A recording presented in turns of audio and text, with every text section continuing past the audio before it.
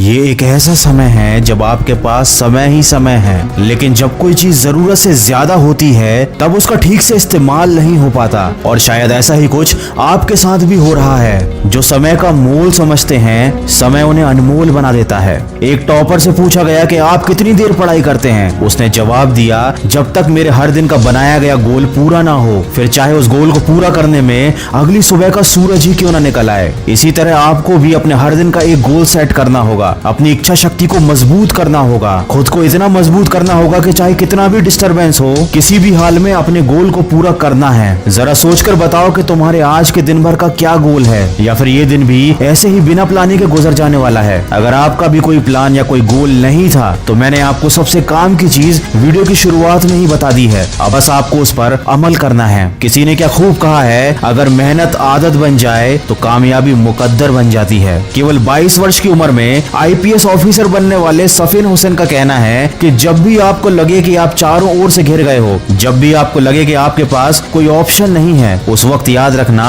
यही वो मोमेंट है जहां से आपकी तकदीर बदलने वाली है। एक हीरा जितना ज्यादा घिसता है उसकी कीमत उतनी ही ज्यादा होती है। अगर अभी परिस्थिति आपके खिलाफ है तो याद रखना आपकी कीमत बढ़ने वाली है। जरूरत है तो सिर्फ आपकी मेहनत और लगन की। हम सब में बचपन में एक आदत होती थी, जब बाजार में किसी खिलौने के लिए हम जिद करते थे तो माँ बाप के लाख समझाने के बाद भी हमको बात समझ में नहीं आती थी। जब तक हम उस खिलौने को पा नहीं लेते थे, कोशिश करते रहते थे। शायद हमारा बचपन ही अच्छा था। कम से कम किसी चीज को पाने की हमारे दिल में शिद्दत तो थी। किसी चीज को हासिल करने के लिए कम से कम हम किसी विकल्प की तलाश तो नहीं करते थे, और ना ही कोई सरल रास्ता खोजते थे। वही बचपन वाली जिद हमको फिर अपने अंदर जगानी है। मन को नहीं करने देनी उसकी मनमानी है। खुद को याद दिलाओ, जो ठानी है वह ठानी है, जो तुमको भटका रही है वो सारी बातें बेमानी है। अगर आप एक मिर्च का पौधा लगाते हो तो ये कुछ ही महीनों तक आपको मिर्च देगा, लेकिन ये पौधा इतना ताकतवर नहीं होगा कि लंबे समय तक जीवित रहकर आपको फल दे सके। लेकिन यदि आप आम के पेड़ लगाते हो तो ये 4 साल इंतजार करने के बाद आपको सालों साल फल देते रहेंगे।